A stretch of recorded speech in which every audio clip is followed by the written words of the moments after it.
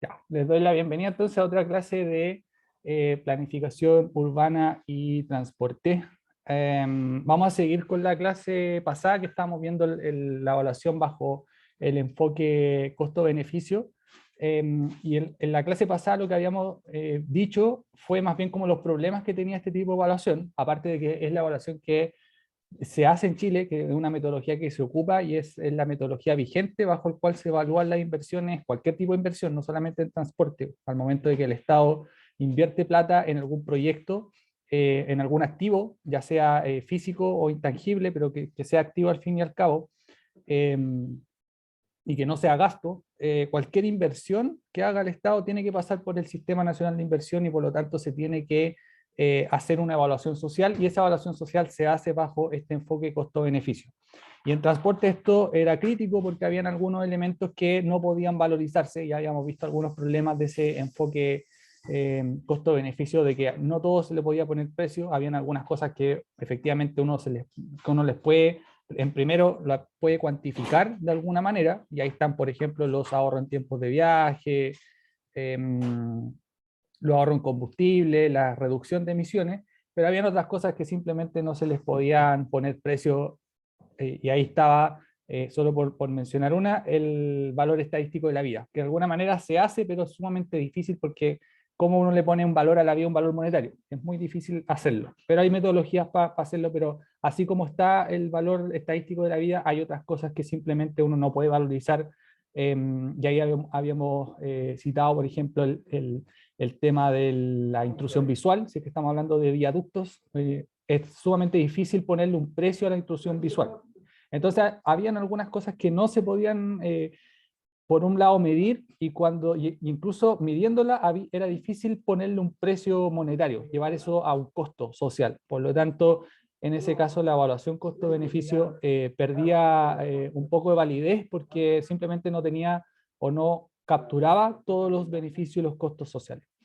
¿Cómo salir de eso? Es parte de la clase que vamos a ver hoy día, cómo mejorar esa evaluación, qué podemos hacer con la evaluación costo-beneficio, si la condenamos y la eliminamos, o la robustecemos, o buscamos otras formas alternativas y complementarias. Todo eso es lo que vamos a ver en esta clase. Solo para recordar algunos problemas clave en el uso del análisis costo-beneficio en transporte. Acá hay algunas citas que justamente como preguntaba el compañero antes, Matías, cómo se citaba, ¿cierto? En el caso de los ensayos, acá hay un buen ejemplo. Fíjense que estas citas son en español, pero no quiere decir que la cita original esté en español, sino que está en inglés, pero para efectos de la clase las traducimos para que se entienda y sea coherente. Dice, muchos de los juicios relacionados con la evaluación y el cálculo de los probables impactos de un proyecto de infraestructura de transporte solo pueden expresarse y argumentarse razonablemente en términos bastante amplios. Pertenecen al ámbito del debate público y no a un mundo de sumas infinitamente cuantificadas. Esto es como una crítica demoledora en contra del análisis costo-beneficio, que lo está reduciendo más bien como a un ejercicio como de ingeniería, ¿cierto? De sumas, que básicamente cómo se puede ver un análisis costo-beneficio si es que uno lo ve como luce un análisis, es simplemente una planilla Excel, así que tampoco está tan alejado. En última instancia, solo pueden tomarse a través de una serie de juicios en forma política que deben ser lo más abiertos y explícitos posible y respaldados por información relevante que por sí misma nunca puede ser concluyente. O sea, lo que está diciendo acá es que el análisis costo-beneficio es solamente uno de los juicios, de los tantos que pueden haber, porque finalmente todos estos juicios terminan siendo un aspecto más político, tiene una cierta ideología detrás. El análisis costo-beneficio no escapa a eso, no quiere decir que sea un aspecto neutro, sino que como, por ejemplo, uno conforma el análisis costo-beneficio y qué cosas uno integra en ese análisis, sigue siendo una decisión totalmente arbitraria. Por lo tanto, ahí podríamos discutir si está bien o mal hecho, pero no hay una respuesta fehaciente, no es como no es matemática pura, sino que todos los beneficios y los costos que uno integra siguen siendo decisiones que uno tiene que tomar y ponerse de acuerdo en algún minuto.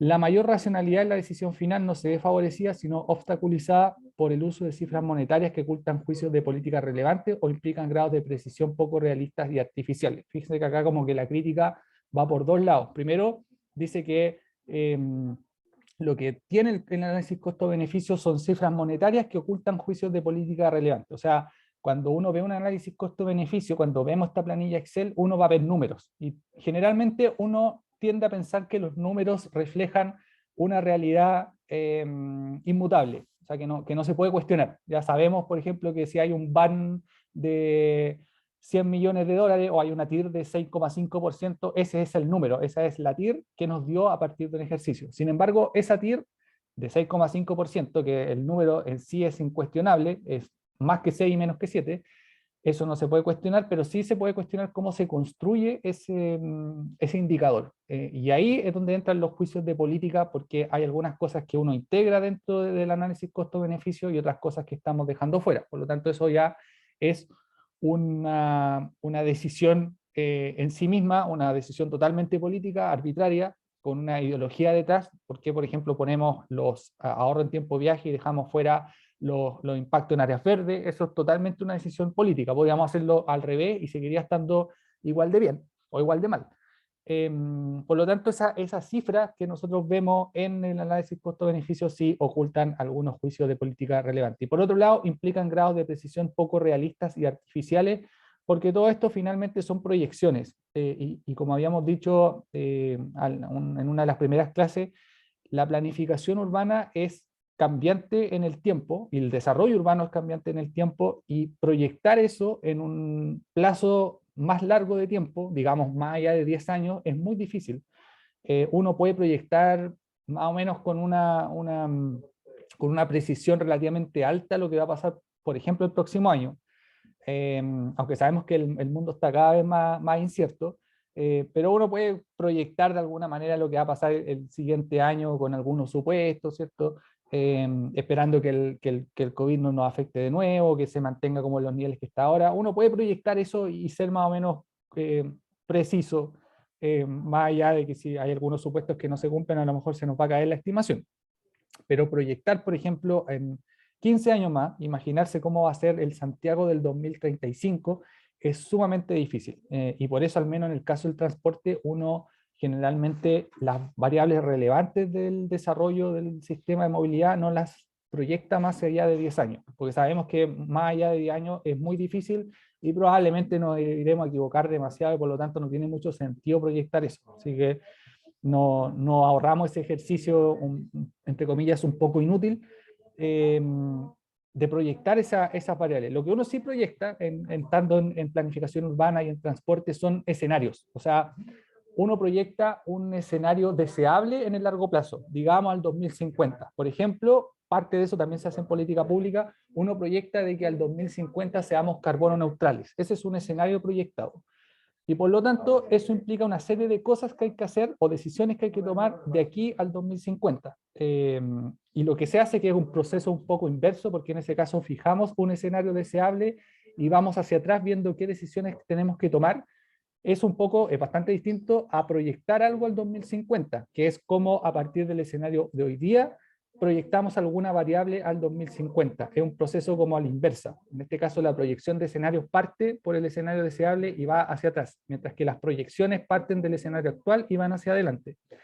Lo primero, lo de proyectar un escenario, eso es muy útil porque nos permite fijarnos un cierto horizonte a largo plazo y ver cómo le apuntamos a ese horizonte en todos estos años que quedan y qué decisiones podemos tomar. Así que ese ejercicio sí se realiza en forma bastante frecuente, al menos en el caso del transporte, y en general en el caso de los temas urbanos también se hace mucho lo de la proyección de escenario. Al revés, como digo, es muy difícil proyectar más allá de 10 años, así que tener variables, por ejemplo, uno puede tener variables bien gruesas. Por ahí está la población, uno puede tener una proyección de población en 2050, pero decir dónde se va a ubicar esta población en 30 años más es muy difícil. No sabemos muy bien cómo va a crecer la ciudad. Esa es la verdad de las cosas. ¿Por qué el proceso de análisis costo-beneficio es inaccesible para una gran mayoría de las personas, menos para los economistas involucrados, permitiendo que los economistas de transporte, los planificadores y los políticos oculten sus intereses creados detrás de un supuesto debate técnico? Aquí nos critican bastante, no solamente a los ingenieros, también a los planificadores, y por ahí a los economistas nos pegan una repasada bastante grande. Lo que nos dicen básicamente es que nadie entiende el sistema, o muy poca gente lo entiende, cómo funciona el sistema de evaluación, y efectivamente es así, porque entender, por ejemplo, qué es una TIR, qué es un MAN, entender cuáles son los costos sociales o los valores sociales, no es algo tan fácil. Nosotros nos hemos demorado o nos vamos a demorar al menos 2 clases en entenderlo, o yo espero que ustedes lo entiendan bien, pero al menos nos estamos demorando 2 clases en entender cómo funciona, qué cosas integra, qué cosas no integra, y finalmente qué significan los resultados. No es una cosa que uno pueda explicar en 5 minutos, la verdad. Y eso también lo hace bastante complejo, porque primero, no mucha gente lo entiende, por lo tanto la decisión no es tan democrática en ese sentido. Uno debería propender a que las decisiones se tomen con la mayor participación ciudadana posible, y cuando tomamos decisiones en base a un análisis costo-beneficio, lo que estamos haciendo es creer más bien en una metodología que alguien creó, y no hubo participación ciudadana en ese caso. Y lo otro es que, como de nuevo seguimos hablando de números en una planilla, y vemos los resultados finales, esos resultados un poco esconden finalmente cuáles son los juicios que hay detrás de eso y cómo se fue construyendo. Por lo tanto, acá tiene bastante razón que hay intereses un poco ocultos detrás de un supuesto debate técnico, porque como viene desde el mundo de los números, uno tiende a no cuestionar los números, pero efectivamente, más allá de que se puedan cuestionar los números, porque nadie va a cuestionar de que está mal calculado, sino que los supuestos o las cosas que uno considera, eso sí es más discutible. La planilla Excel no se va a equivocar si es que ponemos una función de evaluación. Hay una función ahí en Excel que uno le pone van y la da automáticamente, por lo tanto ahí no nos vamos a equivocar. Pero sí nos podemos equivocar en qué cosas poner, en qué cosas no poner en esta evaluación social.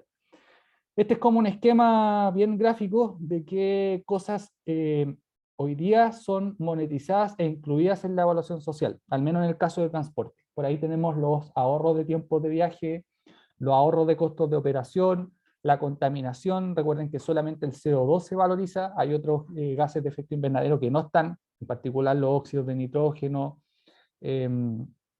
o los SO, el SO2 o el SO tampoco se valoriza y no se incluye, por lo tanto eso queda fuera de los impactos. Esto en general son los que hoy día están como dentro de la evaluación de transporte, y en diferentes estudios se ha encontrado que los ahorros en tiempo de viaje son los que finalmente están mandando los proyectos. O sea, cuando uno hace un proyecto en transporte, lo primero que ve es si tiene ahorros de tiempo de viaje, porque en general estos ahorros representan casi un 80% de los proyectos de transporte hoy día, bajo las metodologías actuales. Eso es un incentivo, no quiero decir perverso, pero sí es un incentivo a tener proyectos de gran envergadura que efectivamente tengan ahorros de tiempo de viaje, en desmedro de pequeños proyectos que a lo mejor no tienen ahorros de tiempo de viaje, pero sí mejoran las condiciones del viaje. Por ejemplo, uno puede tener grandes proyectos de metro. Sabemos que en ese caso tenemos grandes ahorros de tiempos de viaje, sobre todo cuando ponemos metro hacia la periferia, y dado el patrón de demanda que tiene Santiago, donde hay muchos viajes céntricos, ¿cierto? Desde la periferia hacia el centro. Eso sí involucra mucho ahorro de tiempo de viaje, y por lo tanto los proyectos de metro tienden a ser bastante rentables. Pero si hablamos de un mejoramiento de aceras, eso ya no, la evaluación nos perjudica, porque un mejoramiento de acera, supongamos una acera que esté súper deteriorada, pasamos a una acera buena, con alta habitabilidad, pensemos como en una calle con áreas verdes o con árboles, o con mobiliario urbano. Si no tiene ahorro de tiempo de viaje, la verdad es que la evaluación nos va a salir un pésimo proyecto. No va a tener tanto, no va a tener ni una tira alta, ni un van alto, simplemente porque no tiene ahorro de viaje. O sea, la persona, el peatón probablemente se demore lo mismo ayer y se va a demorar lo mismo hoy con el proyecto. Pero lo que estamos mejorando ahí son las condiciones, no en los tiempos de viaje. Y lo que pasa con este análisis de costo-beneficio, tira hacia abajo muchos de los proyectos que son mejoramientos de algo, y en particular mejoramientos de la movilidad activa, en desmedro de grandes proyectos de transporte como estructurantes, como son el caso del metro o corredores de transporte público. Eso sí salen mucho más rentables, y por eso tiene un incentivo entre comillas, perverso contra ese tipo de proyectos de movilidad activa. Impactos que no pueden ser, o sea, impactos que pueden ser monetizados, pero no están incluidos dentro de la evaluación social. O sea, hay metodologías para cuantificarlos y asignarle un valor, pero que por diferentes razones hoy día la metodología no los reconoce como oficiales. Entre eso está el ruido, están las vibraciones, están los accidentes o siniestros viales y las áreas verdes. O sea, todas estas cosas de alguna manera se pueden cuantificar. Uno puede saber, por ejemplo, cuánto es el ruido que va a disminuir, o cómo van a disminuir las vibraciones, porque hay una escala de vibraciones que uno puede estimar, y eso se puede llevar a un costo social a través de estos precios sociales, de que cuánto es la disposición a pagar desde el Estado por disminuir alguna de estas variables. Y eso hoy día existe, el Estado de Chile tiene algunas estimaciones, se han hecho estudios, en la literatura internacional también se encuentra cómo calcularlo y qué valor asignarles, pero por diferentes razones hoy día la metodología no lo recoge, son solamente beneficios alternativos que generalmente uno los calcula como valores complementarios al momento de presentar el proyecto, pero no entran dentro de la evaluación social, no entran dentro de esta planilla Excel donde hacemos la valorización social. A lo más uno hace ahí un ejercicio de elasticidad de qué pasa si yo incorporo algunos de estos beneficios, cómo me modifica la BAN, o sea, el BAN, cómo me modifica el TIR, eso generalmente se hace, para ver qué tanto pega, cómo pega estos elementos. Y generalmente no encontramos tantos beneficios tampoco, porque los valores sociales son relativamente bajos, frente a lo que son los ahorros de tiempo de viaje, todo lo que es ruido, lo que es vibraciones, quizás accidentes un poquito más, el valor estadístico de la vida tiene un valor bastante alto, como les decía en la clase pasada, son casi 2.500 millones de pesos por una vida, y áreas verdes tampoco es mucho, por lo tanto ahí lo que tendríamos que hacer es tener una evaluación mucho más robusta, quizás incorporar algún criterio de parte del Estado de cómo valorizar esto, dado que son cosas importantes para los proyectos. A lo mejor el valor social que hoy día se le asigna al ruido o a las vibraciones o al área verde es relativamente bajo porque simplemente al Estado, como Estado, ¿cierto? Como bajo un lineamiento político, no le interesa tener una disposición a pagar por estos elementos. Ahí hay que hacer también una cierta reingeniería y ver cómo valorizamos mejor estos impactos. Y hay otros impactos que actualmente no pueden ser monetizados ni medidos porque son sumamente difíciles. No hay escalas comunes, no hay una escala numérica para poder medir alguna de estas cosas. Por ejemplo, seguridad. Estamos hablando más bien como de seguridad delictual. Por ejemplo, cuál es el costo social de un delito, es como medio difícil igual. Uno lo puede asociar, por ejemplo, al valor de los objetos robados, quizás puede ser, pero también hay un valor emocional detrás de eso. Hay mucha victimización por parte de las personas que sufren un robo y eso también tiene un costo social, pero es muy difícil al final cuantificarlo. ¿Cómo cuantificamos, por ejemplo, cuánto le afecta a una persona sufrir un asalto en la micro, en el espacio público? Es como muy difícil hacerlo, por eso no pueden ser monetizados.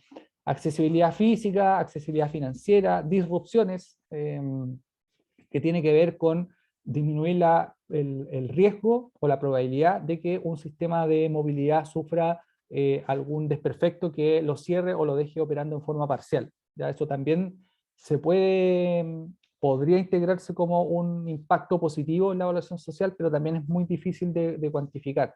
Paisajismo, también muy difícil.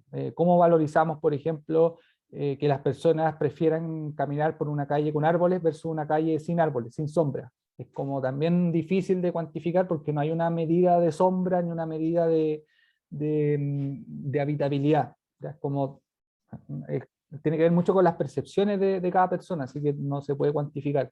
Protección del patrimonio, biodiversidad, ¿ya? Tampoco son cosas más etéreas que son muy difíciles de cuantificar.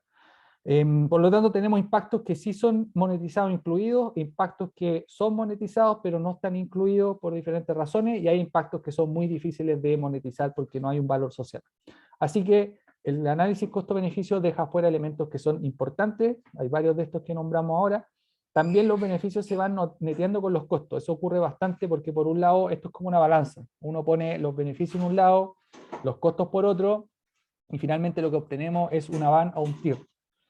Y en el proceso vamos invisibilizando un poco los costos. A lo mejor vamos a tener costos de ruido, de vibraciones, de intrusión visual, pero como los vamos neteando con los costos, que son los ahorros de tiempo de viaje, el proyecto igualmente sale. Y quizás no está tan bien insertado en la trama urbana. Por ahí se me viene a la mente, obviamente, la autopista, que tienen evaluaciones sociales muy altas, muchas veces infladas, hay que decirlo, pero sabemos que tienen una mala inserción en los entornos. Y eso también es parte o sea, la raíz de eso, del problema, tiene que ver con la evaluación social, donde se van desviando estos costos y se van invisibilizando los costos sociales.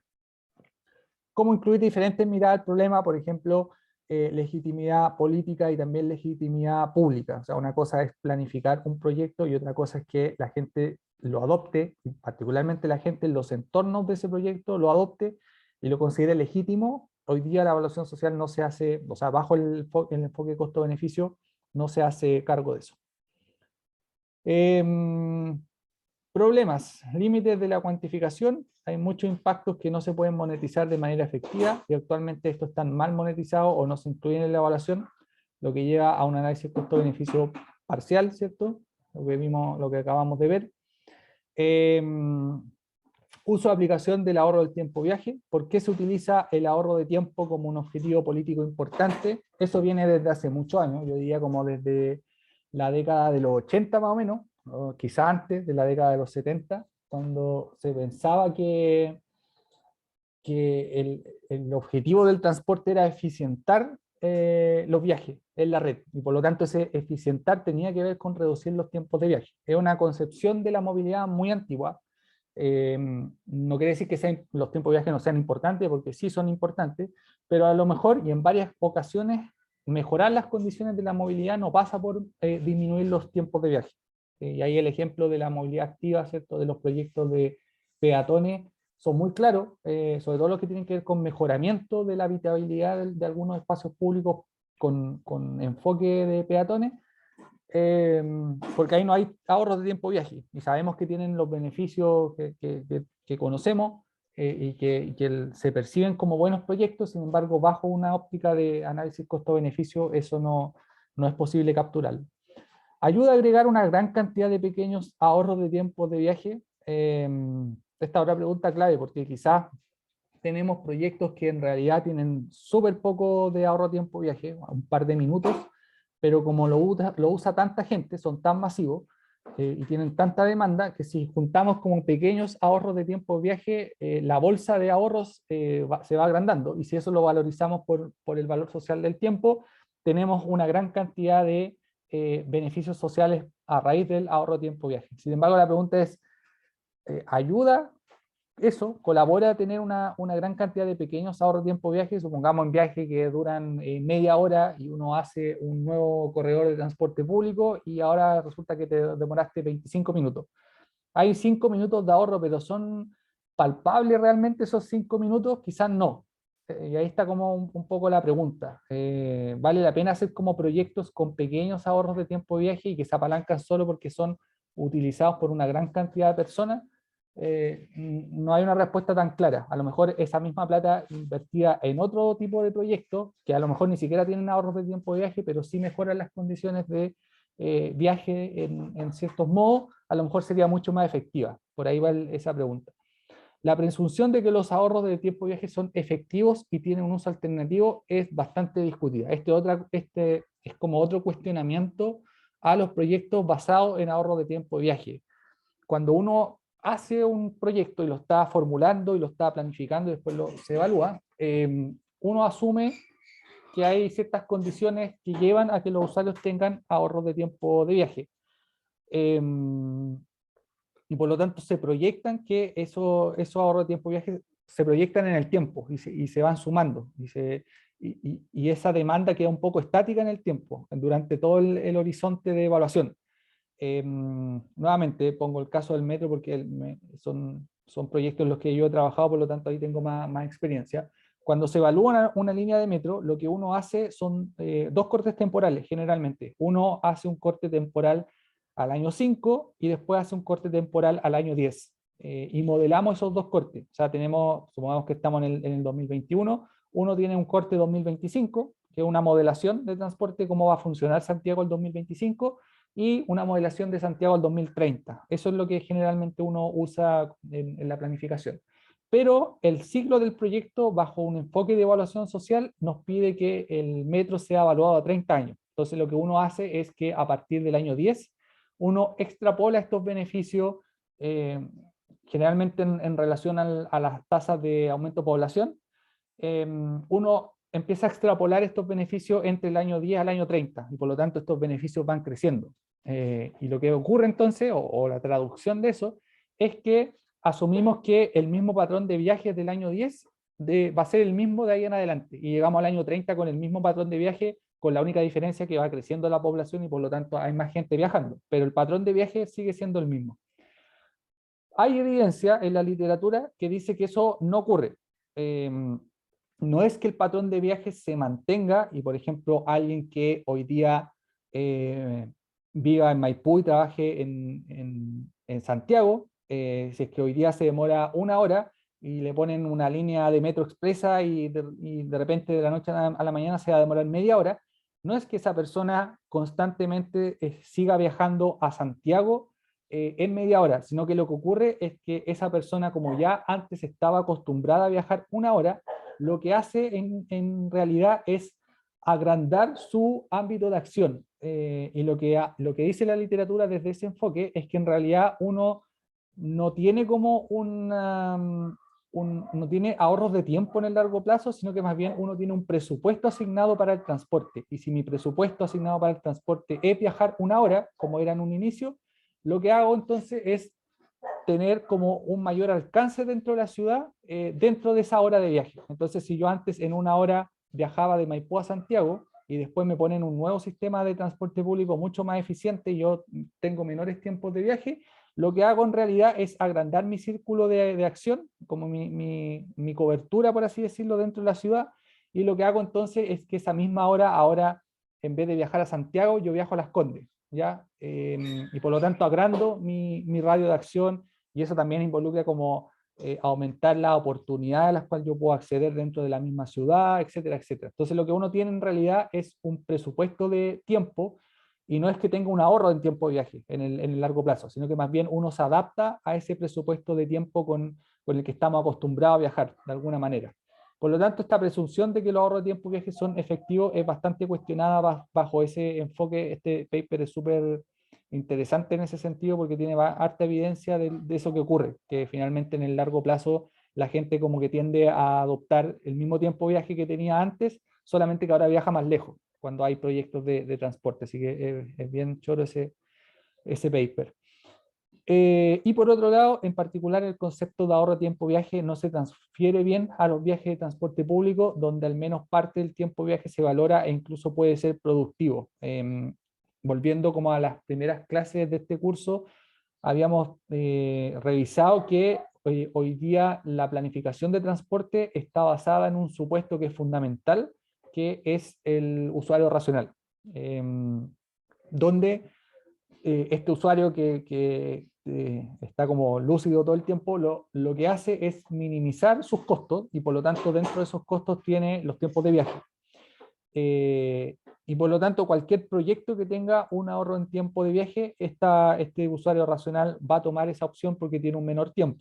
Lo que dice este paper en particular y una serie de otros, que esta área de investigación es bastante grande, lo que dice en realidad es que estas personas muchas veces se cae el supuesto del usuario racional porque hay veces, quizás no es la mayoría de las personas, pero sí hay ocasiones o contraejemplos donde estas personas le asignan un valor positivo al tiempo de viaje porque pueden hacer otras cosas alternativas. Por ejemplo, hay personas que están muy ocupadas durante el día en hartas reuniones y en el único momento donde se pueden sentar como a contestar mail es cuando van en el transporte público. Yo conozco ahí un par de ese tipo que siempre dicen que el transporte público es como el momento del día en el cual se pueden sentar a contestar mail. Hay otro tipo de personas, dentro de lo que me incluyo, donde el tiempo de viaje lo ocupamos, por ejemplo, leer. Y una vez que, por ejemplo, pasamos al teletrabajo, echábamos de menos un poco esos tiempos de viaje muertos, entre comillas, porque leíamos bastante y que con el teletrabajo ya dejó de existir. Así que mi productividad de lectura en ese caso cayó dramáticamente porque ya no tenía estos tiempos de viaje leyendo en el metro. Y leí, el año pasado leí muchos menos libros en comparación al 2019 porque no tenía ese tiempo de viaje. Hay otras personas que, bueno, mandan mail o trabajan o escuchan música, es como el único momento de desconexión que tienen en el día. Por lo tanto, de alguna manera hay una asignación o una valoración positiva de esos tiempos de viaje que el usuario racional desprecia. O sea, si pensamos en un usuario racional que siempre está minimizando el tiempo de viaje y que lo está viendo como un costo, efectivamente entra como en contradicción con este tipo de personas, entre comillas, no racionales, que le asignan algún valor positivo a los tiempos de viaje. Entonces, ese supuesto no siempre prevalece. Está también el tema de la tasa de descuentos. La tasa de descuento quiere decir cómo, a qué valor el dinero, o sea, a qué tasa el dinero va perdiendo valor en el tiempo. Eso es como en términos muy simples o muy simples. ¿Qué es la tasa de descuento? Y tiene que ver, por ejemplo, con aspectos como la inflación, que es como la gran variable dentro de la tasa de descuento. La práctica de la tasa social de descuento no funciona para problemas ambientales o sociales, ya que los problemas a largo plazo se reducen en escala y cuentan muy poco en los cálculos actuales netos. Lo que uno hace generalmente es, sobre todo cuando no podemos proyectar, uno proyecta hasta un cierto horizonte. eh, Supongamos las externalidades. Una externalidad que siempre se valoriza es las emisiones del transporte. Entonces, supongamos que uno puede proyectar esas emisiones al año 10, pero tenemos que hacer una evaluación social hasta el año 30, por lo tanto, entre el 10 y el 30 se extrapolan esas externalidades, al igual que en el caso de los ahorros de tiempo viaje, funciona de la misma manera. Y por lo tanto uno va extrapolando estos valores al año 30. Sin embargo, detrás de eso, cuando hacemos la suma y la resta de la evaluación social, uno lo que tiene que hacer es traer esos valores que están puestos en el año 30, los tiene que traer a un valor actual neto, o sea, los tiene que transformar a una moneda común para hacerlos comparables, y esa moneda común es la moneda actual al año 2021. Por lo tanto, lo que uno hace es traer esos valores a el corte temporal actual, traer un valor en plata del año 30 al corte temporal actual año 2021 o año cero de la evaluación. Y eso se hace a través de la tasa social de descuento. Por lo tanto, ese valor que está al año 30, si le aplicamos una tasa de descuento y la traemos al año cero, probablemente valga muy poco, porque sabemos que el dinero pierde valor en el tiempo. Eh, lo que hoy día son 10.000 pesos, probablemente en 10 años más, 10.000 pesos sean como 5.000 pesos de ahora, digamos. Así va perdiendo el valor, el dinero va perdiendo valor en el tiempo, sobre todo cuando estamos hablando del largo plazo. Eh, no sé, pues cuando estamos hablando de valores, por ejemplo, de hace 2 siglos atrás, siempre se dicen como esto costaba 5 pesos de la época. No quiere decir que esos 5 pesos de la época sean 5 pesos de ahora, sino que eran 5 pesos de la época porque el dinero va perdiendo valor y por lo tanto 5 pesos de ahora no es comparable a los 5 pesos de antes. Por eso se le agrega ese como de la época. Este es exactamente lo mismo. Si traemos un valor del año 30 al año 0, ese valor traído a el corte temporal actual vale muy poco en comparación con los valores actuales. Por eso también se empieza a subestimar o subvalorar los problemas ambientales o sociales que generalmente no cambian como en el largo plazo, pero si los llevamos a plata, obviamente como estamos llevándolo a un número que se deprecia en el tiempo, también ese valor en términos de costo también se deprecia, a pesar de que no debería ser así porque sabemos que los problemas ambientales o sociales van permaneciendo en el tiempo, no es que cambien su valoración. Hay cuestiones de distribución y equidad. Los cálculos generalmente se hacen en forma igualitaria dentro de una población. Era algo que habíamos visto en la clase anterior, al menos en el caso chileno. Cualquier persona, estando en cualquier parte del territorio y teniendo cualquier condición socioeconómica, para efectos del Estado y de la evaluación social, vale exactamente lo mismo. No se hacen discriminaciones ni por género, ni por condición socioeconómica, ni por ubicación. Ya todos valemos exactamente lo mismo.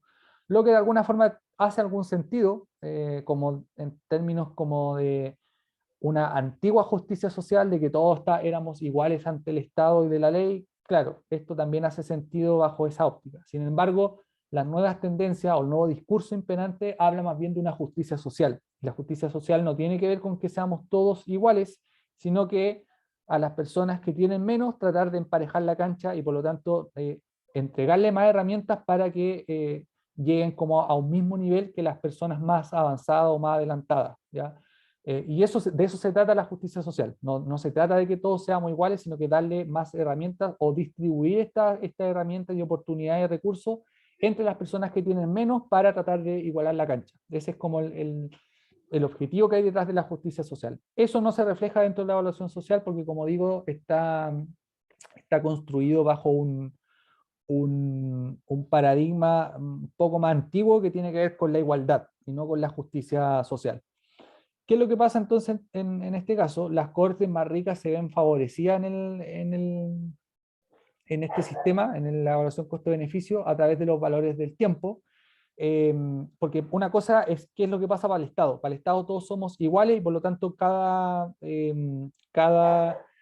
peso invertido por el Estado, o el Estado va a estar dispuesto a invertir una cierta cantidad de plata por ahorros de tiempo de viaje, esa cantidad va a ser igual para todo el mundo, ¿ya? Eso desde el punto de vista social. Desde el punto de vista privado, de qué es lo que nosotros consideramos como valor subjetivo del tiempo, o cómo nosotros valorizamos una hora o un minuto de nuestro tiempo, eso cambia a través de la población. Y estudios, y esto es totalmente no rebatible, porque eso, está lleno de esa evidencia y nunca se ha encontrado de otra forma, las personas que tienen más ingresos tienen un valor subjetivo del tiempo mucho más alto. Dado que su nivel de ingreso es más alto, el costo alternativo, por ejemplo, de una hora de un gran gerente que puede ganar 15 palos mensuales, por ejemplo, una hora de ese gerente vale mucho más, desde el punto de vista privado, vale mucho más que una persona que gana el sueldo mínimo, porque el costo, o sea, el costo alternativo de esa hora para cada una de esas personas es distinta, tiene que ver mucho con los ingresos de cada persona. Entonces, supongamos que un gran gerente le pagan por hora de trabajo. ¿Qué es lo que pasa si ese gerente deja de trabajar una hora?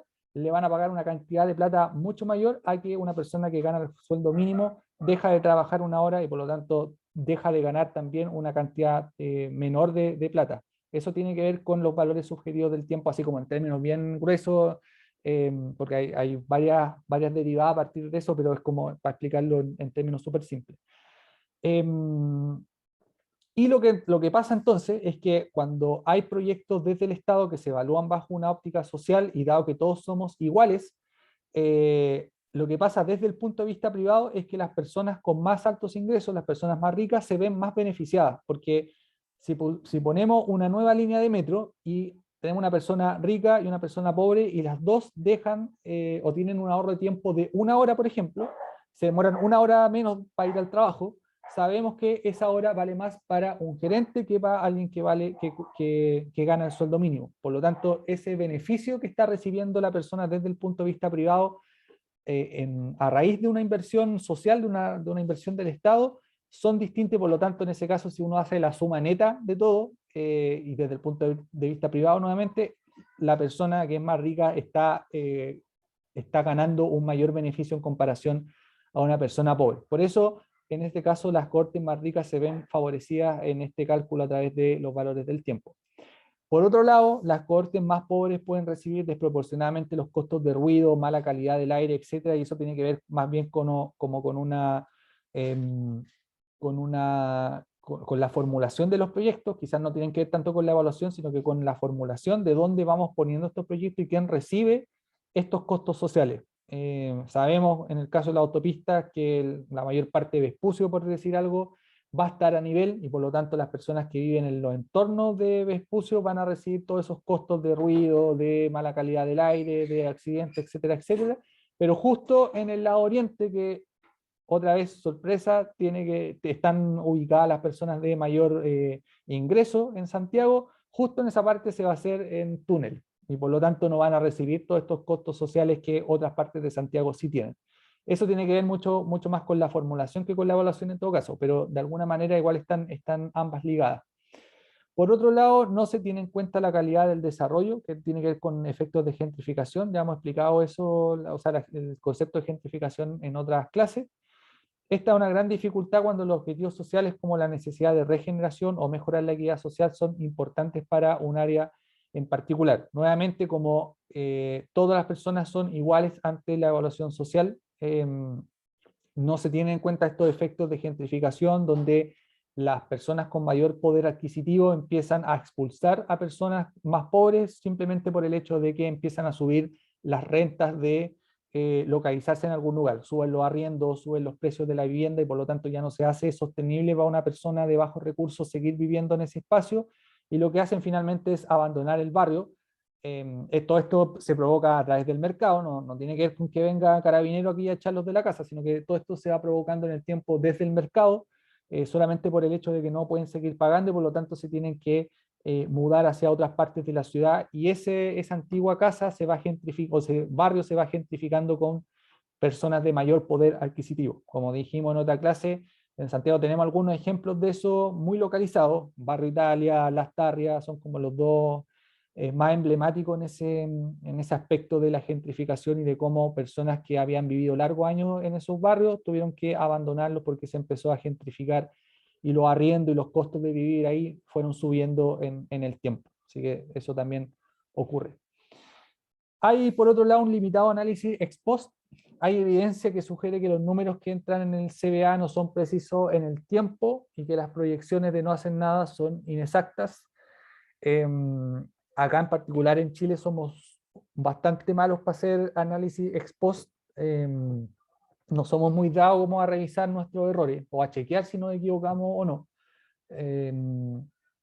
Generalmente se hace un proyecto y si uno ve que funciona relativamente bien, lo deja ahí, pero no somos muy buenos a dedicarle tiempo para saber si nuestros supuestos estaban buenos o nuestras proyecciones estaban buenas o no. No nos damos ese tiempo, simplemente como que vemos que el proyecto funciona más o menos bien y seguimos con otra cosa. ¿Ya? Entonces no somos muy dados a hacer análisis ex post. El Sistema Nacional de Inversiones contempla una sección de análisis ex post, pero no contempla todos los proyectos. O sea, analizan un par de proyectos dentro de toda la cartera que se desarrolla, escogen un par y se hace un análisis, no sé si representativo o no, ahí no me manejo tan bien, pero sí se escogen algunos proyectos al año para analizarlo y ver si los supuestos estaban bien o no, pero no se hace para todos los proyectos, así que quizás valdría la pena ahí como fortalecer esa parte y hacer estos análisis que también son parte como de los aprendizajes, tener un análisis ex post y ver en qué nos equivocamos, por ejemplo, en los supuestos, en las proyecciones, eso nos puede mejorar las estimaciones en futuros proyectos y ver cuáles son las lecciones aprendidas. Al final se avanza muy poco en relación con objetivos políticos importantes, como las dimensiones social y ambiental de la sostenibilidad. O sea, el análisis costo-beneficio se centra, dado que también proviene desde ese lado, se centra más bien en un análisis economicista, donde los efectos sociales y los efectos ambientales no se integran tan bien porque son más difíciles de cuantificar. Los números económicos uno los puede cuantificar muy fácilmente. La economía trabaja mucho número, por lo tanto se puede medir de alguna forma y se puede valorizar, pero cuando ya entramos como a otro tipo de impactos que tienen que ver más con el lado social o el lado ambiental, ahí nos confundimos un poco y se hace más difícil la cuantificación. Y por eso también no entra dentro de la evaluación social bajo este enfoque de costo-beneficio. ¿Cómo salimos de esto? ¿Qué hacemos? Porque hasta ahora hemos hablado o hemos sido bastante críticos y no hemos hablado de qué alternativa hay. Uno de esos es el análisis multicriterio, también llamado MCA en la literatura. ¿De qué se trata esto? Bueno, primero hay que partir diciendo que es útil para comparar opciones con múltiples criterios y generar una respuesta agregada. Como uno de los pilares de este análisis es no solamente tomemos como el análisis economicista que tiene el análisis costo-beneficio o la evaluación social, sino que tomemos otros criterios para tomar una decisión. Entonces uno tiene un criterio de economía, pero también hay un criterio social, pueden haber criterios ambientales, pueden haber criterios de igualdad o de justicia social, etc. puede ayudar a evaluar problemas que no se pueden cuantificar e incluso utilizar una combinación de análisis cuantitativos y cualitativos. Y esa es la gracia de este modelo o de este enfoque, porque no necesariamente hay que medir todo, o no necesariamente hay que asignarle un número. Uno puede tener una escala más cualitativa de ciertos problemas, y uno puede decir, por ejemplo, este proyecto tiene una mejor habitabilidad que este otro, porque tiene más sombra, tiene más árboles o tiene más mobiliario, y por lo tanto dan más ganas de quedarse en ese lugar. No le podemos asignar un número a eso, no hay una escala de habitabilidad, por ejemplo, de 0 a 10. Son como, es súper difícil porque tiene que ver con aspectos más subjetivos, pero uno sí puede de alguna manera generar una escala cualitativa y decir, este proyecto sí tiene una mejor habitabilidad que este otro. Eso sí lo podemos decir y sí se pueden comparar. Por lo tanto, se pueden explorar las dimensiones más amplias de la sustentabilidad, no solamente quedarnos como con el pilar económico, sino que también integrar aspectos sociales y medioambientales. Las diferentes técnicas del MCA, del análisis multicriterio, varían en la forma en que se procesan los resultados del proyecto frente a los objetivos de la política pública. Las descripciones cualitativas se transforman en puntaje utilizando una escala de valoración, que era, por poner nuevamente el ejemplo de la habitabilidad, uno puede decir este proyecto es más habitable que este otro, ¿cierto? Y ahí le podemos asignar como este tiene una prioridad 1 de ser habitable, este tiene una prioridad 2 o una escala que es súper subjetiva en todo caso, no tiene que ver como con aspectos más científicos, por así decirlo. Pero si uno puede definir una cierta escala, por ejemplo, de 0 a 10 o de 1 a 5, hay diferentes tipos de metodología donde uno puede tener esta escala más cualitativa. Y se pueden aplicar ponderaciones a los puntajes de impacto para agregarlo en un solo valor general. Entonces, no solamente ponemos una escala a las descripciones cualitativas, sino que después estas descripciones, cualquiera sean cualitativas o cuantitativas, las ponderamos para saber y para englobarlo solamente en un único indicador. Entonces, por ejemplo, si nuestro objetivo como política pública es tener un mejor medio ambiente, le asignamos un puntaje de 0,5 que valga el 50% de la ponderación, mientras que los aspectos económicos y aspectos sociales solamente vale un 25 cada una. O quizás si nuestra prioridad son los aspectos sociales, le asignamos un puntaje más alto en desmedro de los aspectos medioambientales y los aspectos económicos. Todo eso obviamente es súper subjetivo, muy discutible, hay que ponerse de acuerdo, construir cierta legitimidad para esto, porque no hay una única regla y hay distintas metodologías y todas son igual de válidas, pero lo que nos permite es incorporar ciertas dimensiones que la evaluación social no incorpora y por eso también es súper súper interesante. Esto es una aplicación muy simple, se llama matriz de cumplimiento de objetivos, o GAM en inglés, que es una de las aplicaciones del análisis multicriterio. Es una de las metodologías, como digo, si ustedes encuentran o si buscan en la literatura van a encontrar más de una, que todas son análisis multicriterio, pero bajo diferentes conceptos y formas de operar, algunas más complejas que otras.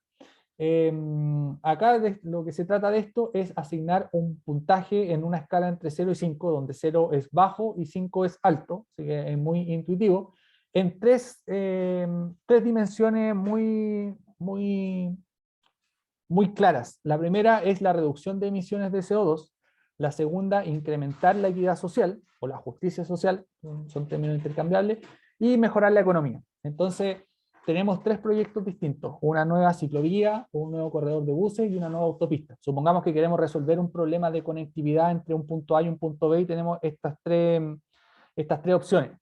Y lo que hacemos acá, o le pedimos a las personas que están participando en este ejercicio, es puntuar cada uno de estos pilares que a los cuales queremos apuntar con nuestro proyecto de transporte para cada una de estas estrategias o proyectos, ¿ya?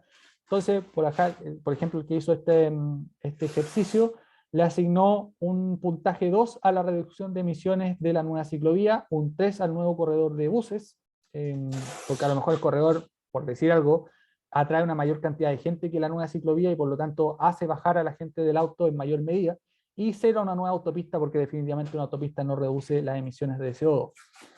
Lo mismo con incrementar la equidad social, mejorar la economía, quizás la autopista mejora mucho más la economía porque también sirve para aspectos logísticos, a lo mejor una nueva autopista mejora la infraestructura para camiones y furgones de carga, etcétera, por lo tanto tiene ahí un mejor puntaje que las otras dos, que una ciclovía, por ejemplo, que no cumple ese objetivo, por lo tanto no tiene tanta colaboración con mejorar la economía, pero lo que nos hace lo que permite este ejercicio es incorporar efectivamente aspectos que van más allá de la evaluación social y los ahorros en tiempo de viaje.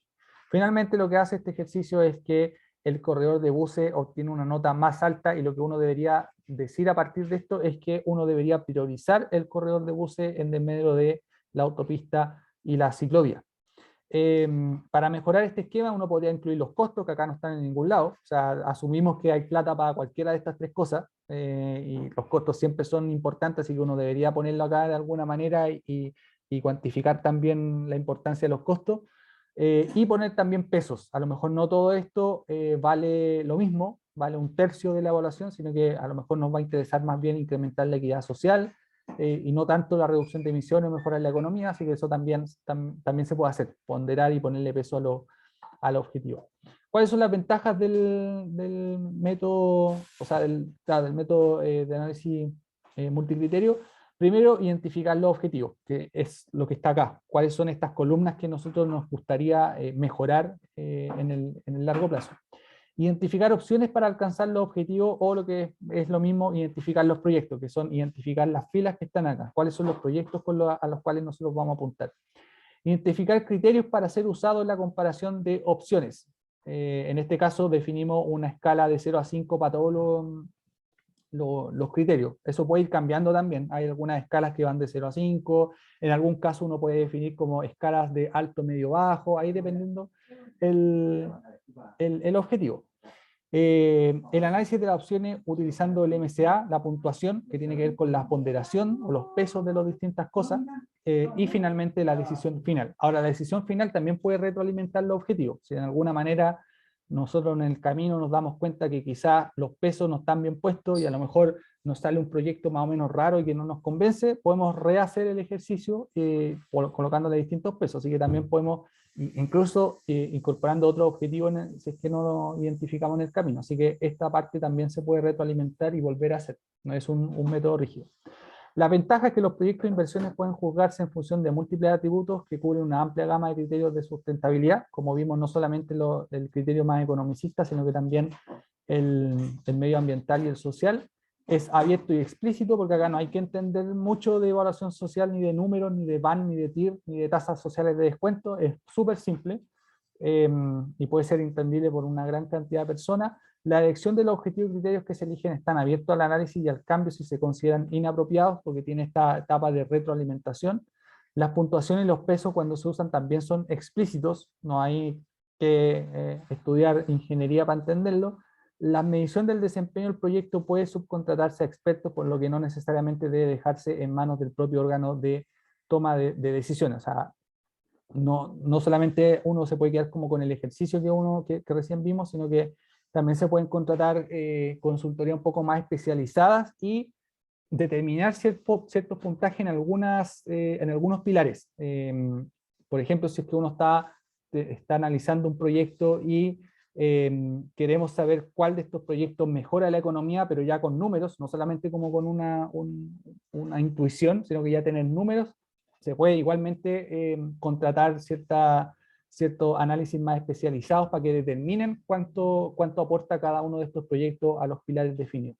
El proceso puede proporcionar un medio importante de comunicación con la comunidad en general, porque como digo, el método es bastante simple, no tiene ninguna dificultad, así que puede comunicarse fácilmente. Y a medida que se utilizan puntaje y peso, se desarrolla un seguimiento de auditoría en el proceso de toma de decisiones. Es muy simple hacer una auditoría a este método, porque también, dado que es tan simple y no tiene como relaciones complejas, cualquier ciudadano básicamente puede tomar esto y decir qué ventajas y qué desventajas tiene o qué cosas no se han analizado tan a fondo y que deberían ser así. Obviamente también tiene crítica, no todo es perfecto. La ponderación a veces es necesaria para los criterios, pero la aplicación puede ser parcial y no transparente, o sea, la ponderación es totalmente arbitraria. Hay que ponerse de acuerdo previamente para que esas ponderaciones tengan una cierta legitimidad, pero puede pasar que estas ponderaciones vengan como más o menos prehechas por el formulador de proyectos para encauzar una cierta decisión, y eso también puede pasar. totalmente está abierto, y ahí lo que tiene que ver más bien con la legitimidad del proceso, de cómo somos capaces de ponernos de acuerdo para que estas ponderaciones todos las aceptemos y que no estemos cuestionándolas después. Hay mucho margen para la manipulación, en tanto los pesos, en la escala, nuevamente, tiene que ver con la legitimidad del proceso, cómo nos ponemos de acuerdo para que no los cuestionemos después dependiendo de los resultados.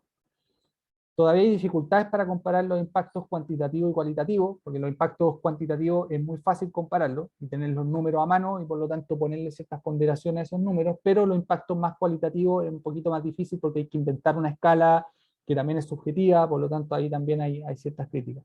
El neteo de impacto igualmente ocurre, si es que uno le pone como los pesos y las calificaciones a cada pilar, finalmente lo que obtenemos es un número que nos va a dar la priorización de cada proyecto y por lo tanto en ese caso, en el proceso también los costos se van neteando con los beneficios y se van como un poco escondiendo a través del proceso, así que ese neteo de impacto igualmente ocurre.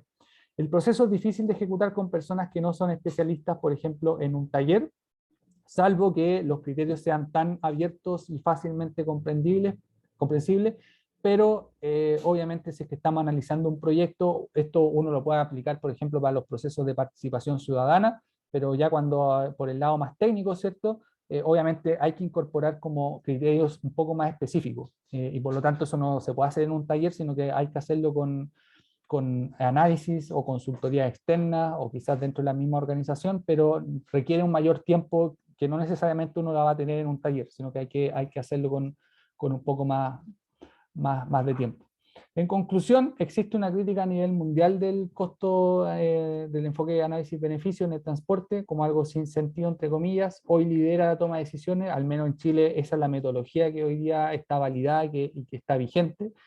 Como resultado hay grandes problemas, como dije, uno de ellos, que es como bastante identificable, es que se carga mucho a los grandes proyectos de transporte en desmedro a los proyectos más pequeños que a lo mejor tienen tanta efectividad como los grandes proyectos, pero requieren mucha menos inversión, mucha menos intervención y a lo mejor son mucho más efectivos que los grandes proyectos.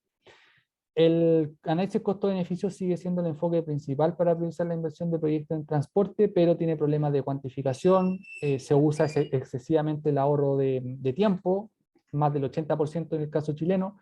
Está esta tasa social de descuento, que también es una estimación de cómo va a crecer la economía, cuál va a ser la inflación, que también son parámetros que no es tan fácil estimarlo. Tiene problemas de distribución porque no tiene una componente de justicia social o de equidad social, por lo tanto se asume que todos somos iguales y por lo tanto a todos nos va a llegar lo mismo, pero sabemos que no es así desde el punto de vista privado. Y la validación ex post es limitada. Esto no tiene que ver tanto con el método, sino que cómo ha sido el desarrollo, en particular en Chile, del ejercicio de hacer validaciones ex post. Para algunos perpetúa la agenda desreguladora al amparo de la objetividad científica, tiende a sesgarse hacia la inversión en vialidad y más general tiende a sesgarse hacia los grandes proyectos en transporte. Y requiere un enfoque complementario para la toma de decisiones en proyectos de infraestructura, quizá un enfoque más participativo como el multicriterio, con énfasis más fuerte en temas de sostenibilidad ambiental y social, utilizada para el debate de políticas públicas. Yo creo que vamos a ir a avanzar hacia allá, la discusión ya está instalada hace mucho rato, de cómo evaluamos proyectos desde el punto de vista social. Sabemos los problemas que tiene la evaluación social. Desde mi punto de vista, la evaluación social ha prevenido la aparición de elefantes blancos acá en Chile, al menos en el caso de transporte. Si uno ve como cuáles son los proyectos, difícilmente encontramos un proyecto de transporte que no se ocupe. Por ahí están las líneas de metro, están los corredores, está la autopista. Finalmente lo que ha hecho la evaluación social es asegurar, dentro de los beneficios que tiene, ha sido asegurar que los proyectos que han visto la luz efectivamente tienen demanda. Y es difícil ver como elefantes blancos en ese caso. Pero por otro lado, la pregunta que queda como flotando en el aire es si no estaremos dejando de lado ciertos proyectos que quizás no pasan la evaluación social, pero siguen siendo igual de efectivos, igual de buenos. Lo único es que no estamos capturando bien los beneficios y los costos y por eso se nos caen. Por ahí, por ejemplo, uno podría pensar que quizás los proyectos de tranvía caen dentro de esa paradoja, ¿cierto? O proyectos de alternativa, o sea, de tecnología alternativa como los teleféricos, que también adolecen un poco de la evaluación social porque es mucho más difícil capturar los beneficios. No tienen tantos beneficios en ahorro de tiempo, sabemos que como inserción, como un proyecto de inserción urbana sí los tienen, pero la evaluación no los captura, entonces por eso la pregunta que queda flotando en el aire ahí es si realmente como la evaluación social a lo mejor no nos estará haciendo dejar de lado algunos proyectos que son igual de buenos, pero con la única, bajo la única justificación de que no somos capaces de capturar esos beneficios y esos costos también sociales que son a partir de tecnologías más alternativas. Así que esa es como la pregunta que queda. Y a lo mejor para ese tipo de proyectos tendríamos que usar una evaluación multicriterio. A lo mejor en ese caso sí podríamos integrar otro tipo de cosas que la evaluación social no integra. Eso, chiquillos. Así que llegamos al final de estas dos clases de análisis costo-beneficio y también alternativas para esto. ¿Hay dudas, preguntas, comentarios?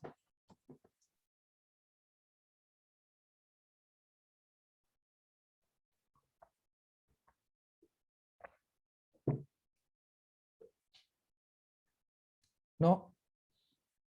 Por mi parte, no. Gracias, Renzi. Tampoco de mi parte. Gracias, Matías.